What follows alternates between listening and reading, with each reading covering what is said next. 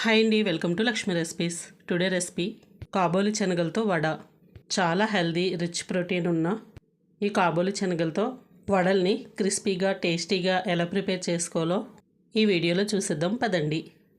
ముందుగా ఒక cup శనగల్ని night అంతా నానబెట్టుకుని లేదా 8 అవర్స్ పాటు బాగా నానిన తర్వాత వీటిని బాగా వాష్ చేసుకున్న తర్వాత ఒక మిక్సీ బౌల్లో వేసుకుని అందులో కొద్దిగా వెల్లుల్లి రెబ్బలు వేసుకోవాలి.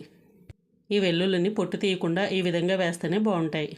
ఇలా వెల్లుల్లి వేసుకున్న తర్వాత ఈ పిండిని మరీ మెత్తగా కాకుండా కొద్దిగా బరకగా మిక్సీ చేసుకుని ఈ పిండిని ఒక బౌల్లోకి వేసుకుని చూడండి, పిండి అనేది ఈ విధంగా ఉండాలి. ఇప్పుడు అందులో 1 స్పూన్ జీలకర్ర, 1 ఇంచ్ అల్లం చిన్న చిన్న ముక్కలుగా కట్ చేసుకుని వేసుకుని అలాగే పచ్చిమిర్చి ముక్కలు, ఆనియన్స్, కొత్తిమీర, టేస్ట్కి సరిపడా సాల్ట్ వేసుకుని అంతా కలిసేటట్టు బాగా కలుపుకోవాలి. ఇందులో వాటర్ వేయకుండానే ఈ విధంగా కలుపుకోవాలి.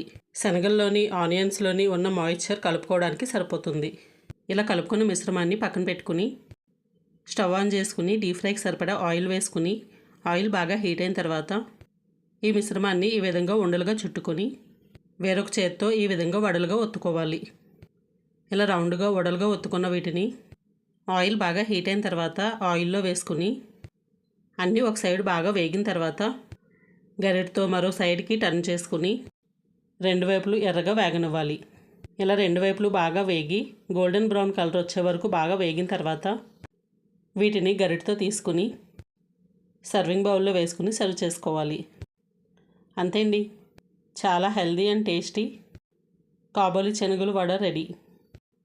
ఈ వీడియో కనుక మీకు నచ్చినట్లయితే లైక్ చేయండి, షేర్ చేయండి, ఛానల్ని సబ్స్క్రైబ్ చేసుకోండి. మరిన్ని వీడియోల కోసం పక్కనున్న బెల్ బటన్ని క్లిక్ చేయండి. Thank you for watching.